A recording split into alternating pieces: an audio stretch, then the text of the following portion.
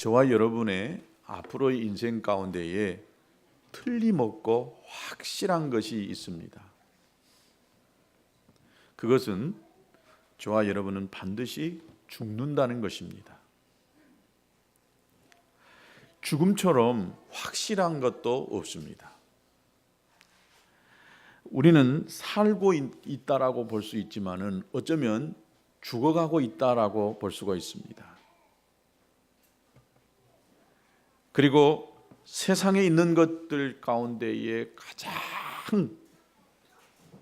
큰 힘이 되는 것이 있다라고 한다면 그것은 죽음입니다.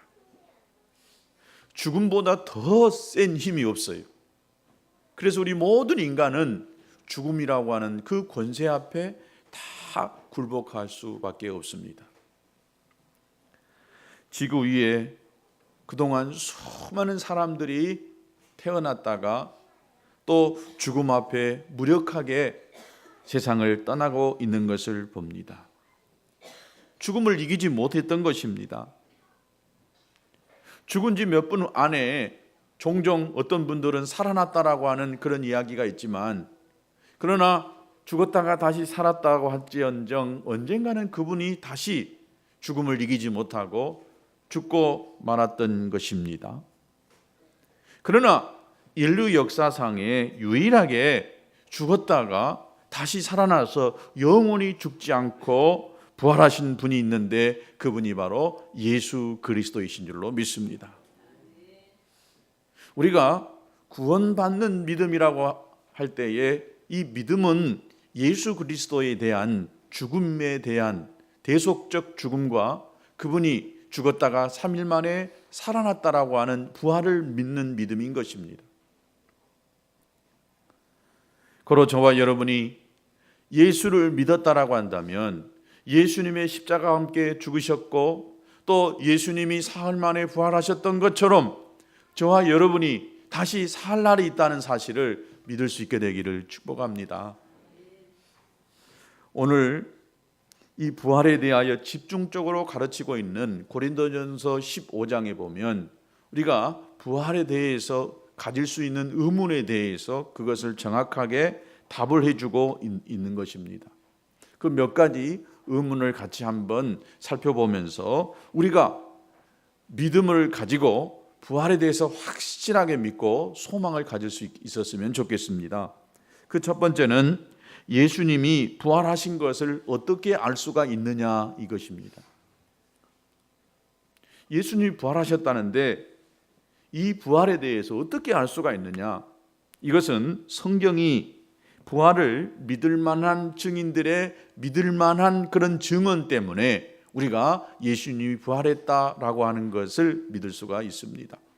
아예 성경 자체를 부정하고 믿지 않겠다라고 한다면 아무런 이야기가 되지 않겠지만은, 그러나 이 성경이 진리라고 믿는다라고 한다면 이 성경이 적어도 부활에 대해서 그것을 증언하고 있는 많은 사람들이 있다라고 이렇게 믿고 우리가 예수님이 부활했다라고 하는 사실을 믿을 수 있다는 것입니다. 오늘 고린도전서 15장에 보면 바울이 이 부활의 증인들을 열거하고 있고 나중에는 그 자신도 예수님의 부활을 목격한 자다라고 이렇게 이야기하고 있습니다. 고린도전서 15장 5절부터 8절에 그렇게 나와 있습니다. 먼저는 게바에게 보였다라고 이야기합니다. 그리고 12제자에게 보였고 그 후에 500의 형제에게 동시에 보였다라고 이야기합니다. 그리고 그 후에 야고보라고 하는 사람에게 보였고 그 후에 모든 사도에게 맨 나중에 만삭되지 못한 자 같은 내게도 보이셨다. 즉 본문의 저자인 바울에게도 예수님이 보이셨다라고 이렇게 말하고 있습니다. 예수님의 부활이 역사적인 사실임을 입증하고 있는 강력한 증거가 바로 있는데 그것은 많은 사람들이 부활하신 예수님을 만났다라고 하는 거예요. 여기에 등장한 베드로나 야고보 또 바울의 인격을 볼 때에 이들이 거짓 증언을 할 만한 사람이 아니다라고 하는 것입니다. 부활하신 예수님을 만났다라고 하는 사실이 성경에 무려 10번 이상이나 나타나져 있습니다. 한 여인에게 또는 여러 여인에게 나타나기도 했고 예수를 잡아 죽인 살기 등등한 사람을 두려워한 나머지 숨어 있었던 제자에게도 예수님이 나타났다라고 기록하고 있습니다. 또한 예수님의 이 못 박힌 자국과 창에 찔린 옆구리의 자국을 보지 않고서는 예수님의 부활을 믿을 수 없다라고 한 이 도마에게도 예수님이 나타나셔서 그 자국을 만져보고 믿음 없는 자가 되지 말고 믿는 자가 되라고 말씀하였습니다. 또는 3년간이나 예수님을 따라다녔으나 십자가에 처형되는 것을 본 제자 둘이 시리에 빠져가지고 고향으로 돌아갈 때에 예수님께서 이들에게 나타나셨습니다. 또 500명이라고 하는 많은 사람들이 있는 그 사람들에게 동시에 예수님이 부활하신 몸을 나타내 보이셨습니다. 또 실망한 나머지 자기들의 직업인 고기 잡는 그 일에 다시 돌아갔던 제자들에게 예수님이 나타나셔서 그들과 함께 음식을 먹으셨던 것을 볼 수 있습니다. 이렇게 성경에 예수님이 부활하셨다라고 하는 사실을 직접 말씀하고 있는 여러 사람들이 있었던 것입니다. 그런데 이러한 모든 사실을 믿지 못하고 비판하는 사람들 중에 소위 환상설이라고 하는 이론을 가지고 예수님의 부활을 믿지 못하겠다라고 하는 사람들이 있습니다. 예수님과 함께 했던 이 제자들, 가장 가까이 있었던 이 사람들이 자기들의 스승이 죽고 나니까 시리에 빠져가지고 정신적인 환각 상태를 일으켜가지고 이 기진맥진한 상태에서 예수님을 환상을 통해서 보았다라고 이렇게 이야기하고 있다는 것입니다. 이것은 너무 허무맹랑한 이론입니다. 왜냐하면 엠마오로 가는 두 제자에게 나타나셨고 또 조금 전에 이야기했던 것처럼 도마에게, 이 도마는 예수님의 제자였지만은 예수님의 부활을 도대체 믿을 수가 없었다라고 이야기합니다. 그러니까 내가 직접 예수님의 부활을 보고 또 만져보고 내가 믿을 수밖에 없다라고 이야기할 때에 예수님께서 이 도마에게 나타나셔서 상처를 만져보아라, 그래야 네가 믿을 수 있지 않겠느냐, 이렇게 이야기했던 것입니다. 또 예수님은 부활하셔서 고기 잡으러 돌아갔던 이 베드로에게 나타나셔서 그들과 함께 식사를 했던 것을 볼 때에 이것이 환상이 아니었다라고 하는 사실을 입증하고 있는 것입니다. 예수님이 40일 동안 무려 11번이나 나타나셨습니다. 또 갈릴리 지정된 산 위에서는 500의 형제에게 일시에 나타나셨기 때문에 이들이 본 것이 환상이 아니다라고 하는 것을 알 수가 있습니다.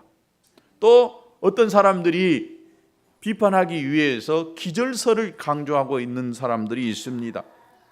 일시에 예수님께서 죽으신 것이 아니라 기절했다. 그래서 무덤에다 넣어놨기 때문에 예수님이 죽지 않았기 때문에 다시 살아났다라고 하는 이런 이야기가 있습니다.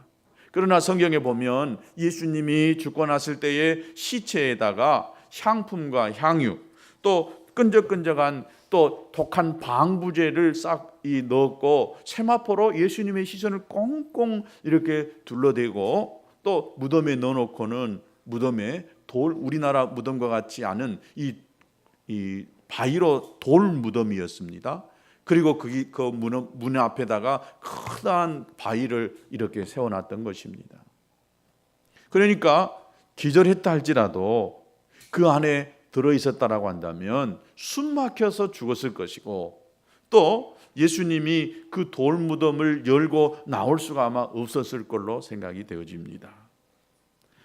뿐만 아니라 부활을 걱정하는 유대인들이 로마 황제에게 권유해가지고 황제의 도장이 찍혀있는 이것을 무덤에다가 이렇게 두고 누구든지 이것을 손대는 자는 사형에 처하겠다라고 이야기합니다. 그리고 군병들이 사흘 동안 그 돌무덤 밖에서 지키고 있었어요. 부활한다라고 하는 이런 소문이 있었기 때문에 예수님의 시신을 누가 도둑질해 갈 수도 있었고 또 부활할 것에 대한 이런 염려가 있어서 군인들을 동원해서 무덤 밖을 지키도록 했던 것을 보았습니다. 무덤을 지킬 수 있었던 것입니다. 또 어떤 사람들은 무덤을 잘못 찾았다라고 이야기하는 사람이 있어요. 그런데 이 무덤에 찾아갔던 사람은 한 사람이 아니고 여인들이 찾아갔고 후에는 베드로도 찾아갔습니다. 그리고 이 무덤은 아리마대 사람 요셉이라고 하는 사람이 자기 무덤을 예수님의 시신을 거기다가 두는 이런 일을 했기 때문에 틀림없이 그 예수님이 시신이 담겨져 있었던 그 무덤인 것은 확실했던 것입니다. 또 어떤 사람은 시체 도난설을 주장하는 사람들도 있어요.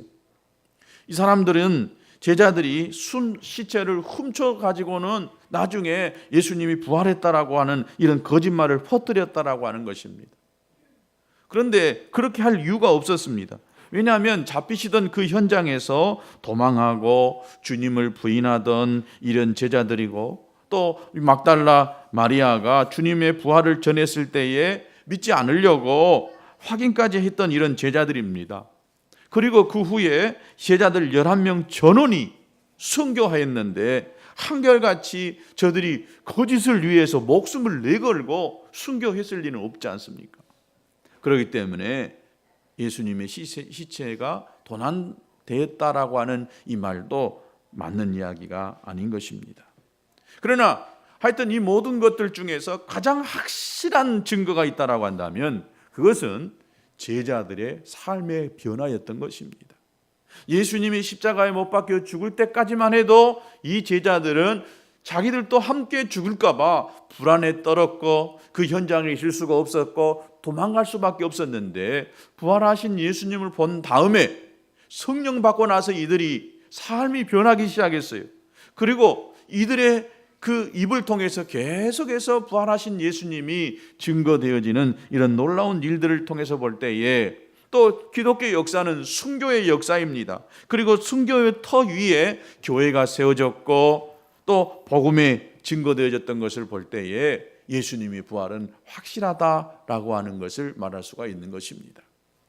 두 번째로 예수님이 부활하시지 않았다라고 한다면 어떤 결과가 생길 것인가?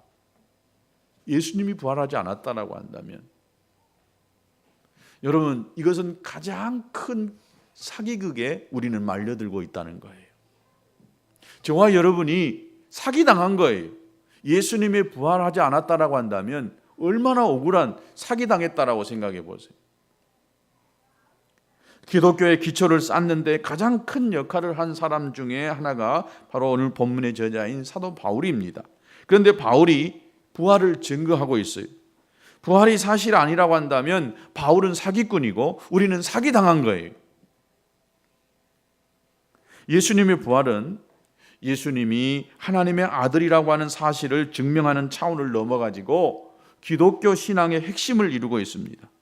그러므로 부활이 없었다면 기독교인들은 모두가 다 사기극에 놀아나는 바보 천치들인 것입니다. 예수님이 부활하지 않으셨다라고 한다면 예수님이 인류의 죄를 위하여 돌아가셨고 그를 주님으로 영접할 때에 우리 죄를 용서받는다고 믿는 것도 큰 착각에 지나지 않는 것입니다. 오늘 본문의 고린도전서 15장 14절을 같이 한번 읽어보겠습니다. 시작. 그리스도께서 만일 다시 살아나지 못하셨으면 우리가 전파하는 것도 헛것이요 또 너희 믿음도 헛것이다. 다 헛것이라는 거예요. 17절에 또 이렇게 이야기하고 있습니다. 같이 읽습니다. 그리스도께서 다시 살아나는 일이 없으면 너희 믿음도 헛되고 너희가 여전히 죄 가운데 있을 것이요. 만일 예수님이 돌아가심으로 모든 것이 끝났다라고 한다면 그가 돌아가신 것이 인류의 죄를 위하여 돌아가셨는지 아니면 자신의 죄 때문에 돌아가셨는지 어떻게 아냐 이 말이에요. 그러나 바로 부활하심으로 그분이 죄 없으셨다라고 하는 것을 증명하게 됐다라고 하는 것입니다. 여러분 죽음은 죄 때문에 온 것이라고 성경이 이야기합니다. 성인이라고 하는 석가모니를 비롯해서 공자, 또 이슬람의 창지자 마호멧 포함한 이 모든 성인 위인들이 여러분 죽었습니다.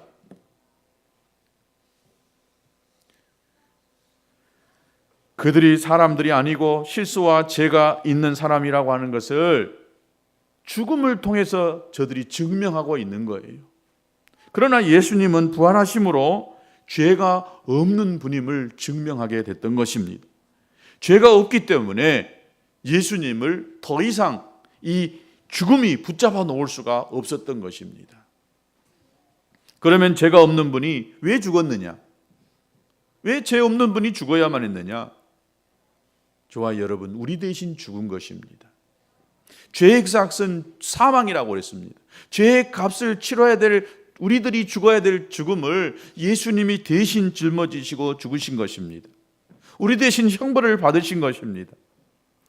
이런 사실을 예수님이 오시기 전에 700년에 활동했던 선지자 이사야라고 하는 사람이 이렇게 예고했습니다. 이사야서 53장 5절에 보니까 그가 찔림은 우리의 허물을 인함이요 그가 상함은 우리의 죄악을 인함이라. 그가 징계를 받음으로 우리가 평화를 누리고 그가 채찍에 맞음으로 우리가 나음을 입었도다.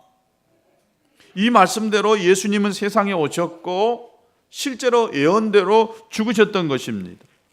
예수님을 주님으로 영접하면 우리가 죄 사함을 받고 하나님의 자녀가 되고 구원받는 사실을 확신할 수 있는 이유가 바로 이 구약 예언이 되어져 있고 예언되어진 대로 주님이 죽으셨고 부활하셨다라고 하는 것입니다.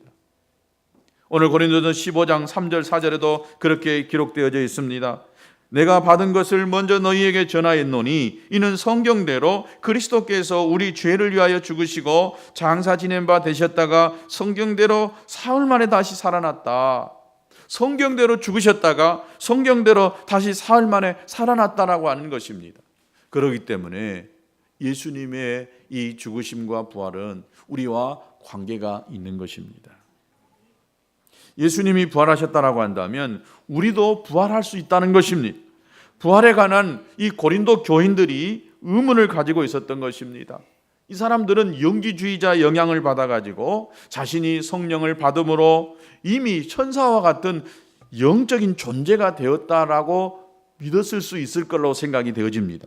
그러므로 그들이 죽게 되면 육신은 사라지고 영혼만이 남는다라고 하는 이런 생각을 갖고 있었던 것 같습니다. 사실 현재 우리 이 믿는 성도들 가운데에도 이 불교의 영향을 받다 보니까 환생한다라고 하는 이런 생각을 갖고 있어요. 그래서 예수님의 부활이 꼭 환생한 것처럼, 그래서 우리도 죽었다가 살아난 것이 아니라 환생한다, 다시 살아난다라고 하는 이런 생각을 가지고 있을 수가 있습니다. 이런 이 고린도 교인을 향하여 바울이 뭐라고 하고 있냐면 예수님이 부활한 것처럼 우리도 부활한다. 예수님이 부활한 그 모습으로 우리도 똑같이 부활한다. 오늘 고린도전서 15장 12절에 그리스도께서 죽은 자 가운데서 다시 살아나셨다 전파되었거늘 너희 중에서 어떤 사람은 어찌하여 죽은 자 가운데서 부활이 없다고 하느냐. 부활이 없다고 믿었던 거예요. 다만 환생한다. 우리가 영적인 존재이기 때문에 육은 죽으면 썩어서 땅에 묻어서 없어져 버리고 남은 것은 영혼만 남는다. 그래서 영적 부활만 이들이 생각했던 것입니다. 예수님의 부활하신 것은 단순히 그분이 하나님의 아들이다라고 하는 것을 입증하기 위한 것이 아닙니다. 이것은 회복의 시작을 이야기하고 있는 것입니다. 하나님께서는 세상을 아름답게 창조하셨습니다. 그런데 아담의 불순종으로 인하여서 이 세상에 인간에게 죽음이 들어왔고 세상은 사단의 지배하에 놓이게 됐던 것입니다. 예수님께서 십자가에 돌아가심으로 사단과 죄를 완전히 패배시켰어요. 그러나 부활의 사건은 오직 이것이 시작이었습니다. 그래서 복음이 전해지는 곳곳마다 사단이 패배하고 죄가 정복되어 줄 수밖에 없었던 것입니다. 그러나 이것은 시작에 불과했던 것입니다. 죽음이 정복되어야 되는 것입니다. 저와 여러분이 죽음이 정복됐습니까? 아직은 정복되지 않았습니다. 그러므로 이 회복의 시작은 예수님의 부활로 시작해서 인류의 부활로 종결이 날 수밖에 없는 거예요. 자, 그렇다고 한다면 우리의 이 몸이 어떤 몸으로 부활하는가, 이게 중요합니다. 고린도전서 15장 35절에 이렇게 기록되어 있습니다. 누가 묻기를 죽은 자들이 어떻게 다시 살아나며 어떤 몸으로 오느냐 하리니. 그래서 우리가 부활할 때 어떤 몸이냐, 고린도 교인들이 또 불교 사람들이 이야기하는 환생하는, 그저 육은 없어져 버리고 영혼만 남는 이런 상태냐, 그게 아니라라고 이야기합니다. 우리가 공포 영화에 보면 죽은 사람이 무덤에서 싹 살아나잖아요. 그래가지고 그 혼만 이렇게 떠돌아다니면서 그 죽은 사람들 보면 그 죽어서 살아났다는 사람들 보면, 즉 혼을 보면 머리는 쥐레 늘어지고 또 발은 보이지 않고 하얀 소복을 입고 이리 갔다가 저리 갔다가 휘 하고 막 이렇게 돌아다니는 이런 존재로만 부활을 생각했던 것입니다. 그런데 바울이 이렇게 설명을 하고 있어요. 오늘 37절과 38절에 이렇게 설명하고 있습니다. 또 네가 뿌리는 것은 장래 형체를 뿌리는 것이 아니요 다만 밀이나 다른 것의 알맹이 뿐이로되 하나님이 그 뜻대로 그에게 형체를 주시되 각 종자에게 그 형체를 주시느니라. 여러분, 나무는 어디서부터 시작되냐면은 씨앗에서부터 시작됩니다.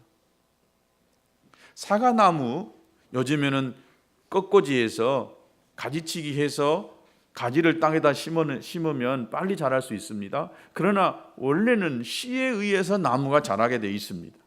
씨가 뿌려지면 그 씨가 땅에서 이렇게 썩어지면서 거기서 싹이 나와지고 자라게 되어지고, 이것이 나무가 되어져서 거기서 열매가 맺히게 되는 것을 봅니다. 그러니까 감나무 씨앗을 심으면 감나무가 열리고, 여러분 고추나무지만 실은 고추에 작은 씨를 뿌리면 그 씨가 나중에 나무가 되어지고 거기서 고추 열매를 딸 수가 있게 된 것입니다. 자, 이 씨는 나무의 크기와 또 아름다움, 또 그 영광스러운 모습과는 비교할 수가 없는 거예요. 자, 우리 몸이 부활하게 되면 어떤 모습으로 부활하게 될 것인가? 어떤 모습이냐? 얼굴에 점 있는 모습, 또 눈 하나 찌그러진 모습, 이 모습으로 부활할 것이냐? 아니면 뚱뚱한 모습, 아니면 키가 작은 모습, 이 모습으로 부활할 것이냐? 이거 굉장히 중요합니다. 늘 하는 이야기지만 이 몸으로 다시 부활해서 영원히 산다고 한다면 부활 안 하고 싶은 사람이 아마 많을 거예요. 저같이 잘생긴 사람이라 하면은 제가 괜찮겠지만 여러분 모습에 대해서 자신감이 없고 이런 모습으로 살고 싶지 않은 이런 사람들은 그 몸으로 다시 부활한다고 한다면 절대 부활하려고 하지 않을 것입니다. 그래서 여러분, 걱정, 근심, 일랑 하지 마시기 바랍니다. 여러분이 가지고 있는 그 몸으로 부활하지 않는다라고 하는 거예요. 우리는 씨앗에 불과합니다. 이 몸은 씨앗에 불과하기 때문에 이것이 씨앗으로 심어지면은 이것이 아니라 전혀 다른 모습으로 나올 수 있다는 것을 바울이 지금 설명하고 있었던 것처럼 저와 여러분이 이 모습이 아니라 전혀 다른 모습으로 우리가 부활한다는 사실입니다. 이것을 참 설명하기가 어려운 부분이 있습니다. 여러분, 상추씨 아주 작습니다. 그런데 이 상추 씨앗을 땅에다가 이렇게 다 뿌려 놓잖아요. 그러면 이 상추가 적상추도 나오고 또 녹상추도 나오고 여러 가지 상추의 이 모습을 가지고 나와요. 그런데 씨가 어떤 씨앗이냐가 참 중요합니다. 마치 우리가 무엇을 이렇게 심으면 전혀 다른 모습으로 이렇게 딱 나왔던 것처럼 씨앗은 땅에서 썩어서 죽어버리기 때문에 아무런 존재가 나오지 않지만 죽으면 거기서 나무가 나고 열매가 자라나듯이 우리 자신의 육이 땅에서 썩어서 죽어지면은 그 다음에 이 씨앗이 열매가 될 수 있다는 것, 즉 부활할 수 있다는 것입니다. 그러므로 여러분, 이 부활의 영광스러운 모습은 지금 우리가 가지고 있는 이 모습은 전혀 아니라는 사실입니다. 할렐루야 아닙니까?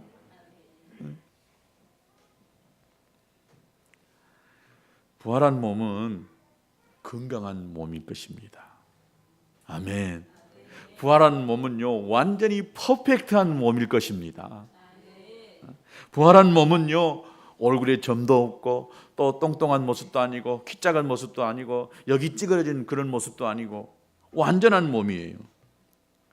지금 우리의 몸과는 비교할 수도 없는 너무나 완전한 몸입니다. 나이 들면 여기저기도 아프고 저리고 병 들어가고 늙어가고 있는 이런 모습이 아니라 완전한 모습이에요. 그러면 어느 모습으로 부활할 것이냐? 이것은 참 설명하기 어려운 부분입니다. 왜냐하면 우리가 가지고 있는 지식이나 논리, 과학 이것으로 이 부활한 이것을 다 설명하기란 것이 너무나 어려운 거예요. 그래서 예수님의 부활하시는 그 몸이 첫 번째 열매다. 첫 열매가 딱 열리는 것을 보면은 그 다음에 두 번째, 세 번째, 네 번째 계속해서 열릴 수 있다는 이야기거든요. 그래서 예수님께서 그 첫 열매로 부활한 몸을 딱 보여주셨어요. 그 부활한 몸은 영체만 있는 것이 아니었어요. 여러분, 영은 먹지를 못합니다. 그런데 예수님은 제자들과 함께 음식을 잡수셨던 것을 볼 때에 분명히 부활한 몸은 육체를 가지고 있다는 것입니다. 그런데 그 모습이 어떤 모습일까? 남자일까 여자일까? 이것도 참 어려운 부분입니다. 이것이 우리가 가지고 있는 지식이나 과학의 한계입니다. 이걸 다 설명할 수가 없습니다. 그래서 어떤 사람이 결혼을 했는데 남편이 죽고 또 다른 남편을 얻었어요. 근데 그 남편은 죽어버렸어요. 또 남편이 죽었어요. 계속해서 죽어서 남편이 5, 6, 7명 됐어요. 그러면 천국에 가서 부활한 몸으로 살 때 누가 내 남편이 됩니까? 참 어려운 질문이잖아요. 이것이 우리 인간이 가지고 있을 수 있는 사고 논리인 것입니다. 그러나 여러분 걱정하지 마세요. 재혼해도 전혀 문제가 안 됩니다. 천국에 가서 이 남자, 이 여자, 여러 남자, 여러 여자 데리고 살 수 있는 그런 복잡하고 혼란스러운 일이 생겨나지 않습니다.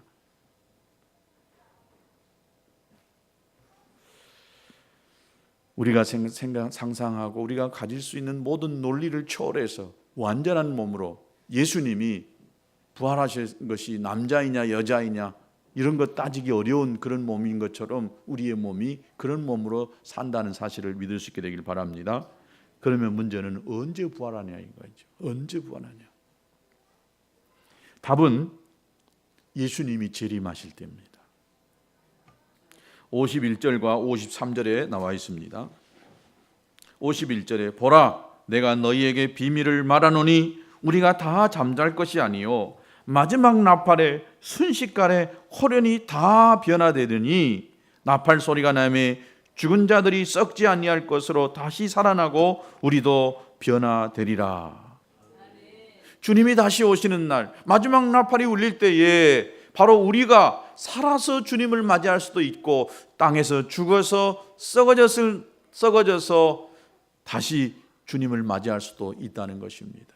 그래서 어떤 분들은 과거에는 이렇게 했습니다. 기독교는 화장을 하지 않아야 된다. 왜냐? 다시 부활하기 때문에. 그래서 화장을 하지 않아야 된다라고 하는 이런 생각을 가졌습니다. 이게 참 우리가 가지고 있는 이 과학 또 사고의 틀 안에서 가졌던 것 같습니다. 우리 이것이 몸이 다시 부활한다고 생각하니까 화장하면 안 되고 그대로 땅에다가 이렇게 무덤 속에다가 묻어놔야 된다라고 생각했어요. 다시 한번 이야기합니다. 지금 우리 몸이 아니에요. 우리가 가지고 있는 이 육체가 부활하는 것이 아닌 것입니다. 하나의 이것은 씨앗에 불과한 것처럼 씨앗이 우리가 땅에서 썩어져서 죽어버리면 그 다음에 새로운 것으로 자라나듯이 우리는 땅에 썩어서 죽어버리면 끝나는 거예요. 그러니까 화장해도 전혀 문제가 되지 않습니다. 화장한다고 비성경적이다, 이것은 꼭 맞는 말이 아닐 수가 있다는 것입니다. 우리가 주님이 다시 오실 때에 영광스러운 몸으로 우리가 주님을 맞이할 수 있게 된다는 것입니다. 그러면 부활한 후에 우리가 어떤 삶을 살아갈 것이냐, 이것도 굉장히 중요합니다. 새로운 환경 가운데 새로운 삶이 전개됩니다. 만약에 이 땅에서, 이 지구에서 우리가 영원히 살 수 있다라고 한다면 그건 불가능합니다. 왜냐? 이 지구, 이 천지 우주 만물은 지금 극도로 아주 악해져 가고 있었고 또 환경이 파괴되어져 있습니다. 그렇기 때문에 부활한 몸이 이 지구상에 살 수 있는 것은 불가능합니다. 그럼 어떻게 하느냐? 그래서 하나님이 새 하늘과 새 땅을 허락해 주신다고 했습니다. 계시록 21장 1절에 보니까 또 내가 새 하늘과 새 땅을 보리니 처음 하늘과 처음 땅이 없어졌고 바다도 다시 있지 않더라. 우리가 살고 있는 이 땅은 다 없어져 버리고 전혀 새로운 새 하늘과 새 땅이 하늘로부터 내려온 게 된다는 것입니다. 거기서 우리가 살게 된다는 것입니다. 이 새 하늘과 새 땅은 공간과 시간의 개념이 전혀 다른 세계입니다.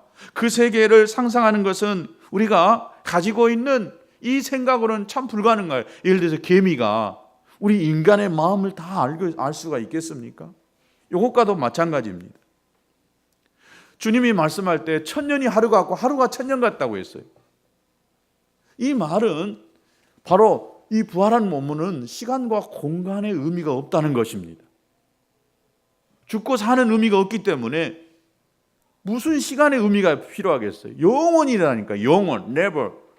영원하게. 공간의 의미도 없어요.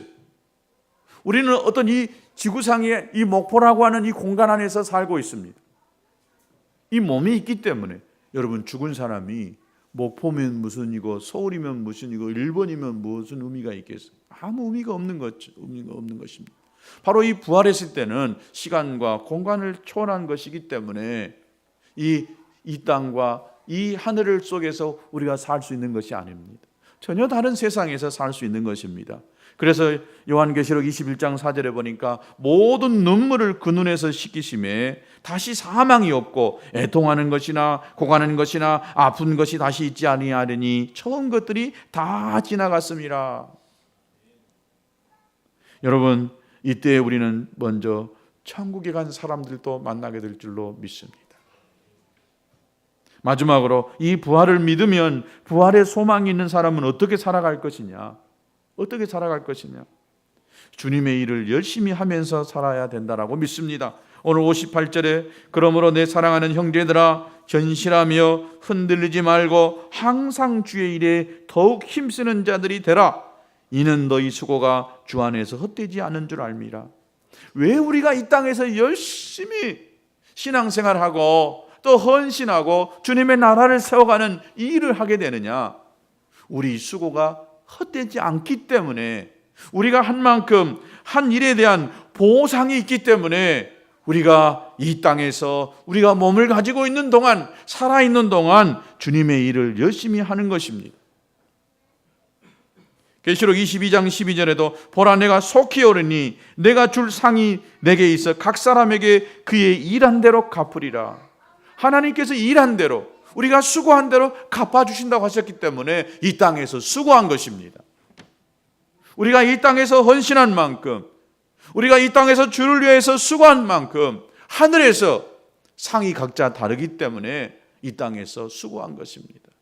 우리가 부활을 믿는다라고 한다면 우리의 죽음이 우리의 모든 것의 끝이 아니고 우리가 다시 산다라고 하는 사실을 믿는다라고 한다면 이 땅에서 바로 천국의 영원한 생명을 가지고 살 그날을 준비하며 살아가야 될 줄로 믿습니다. 저와 여러분이 이 땅에서 만족하며 사는 것이 아니라 하늘에 소망을 둔 자로서, 부활을 소망하는 자로서 천국을 기대하며 천국에서 얻을 그 상과 기쁨을 누리면서 사는 저와 여러분 될 수 있게 되기를 진심으로 축복합니다. 우리 같이 부활의 찬송을 하겠습니다.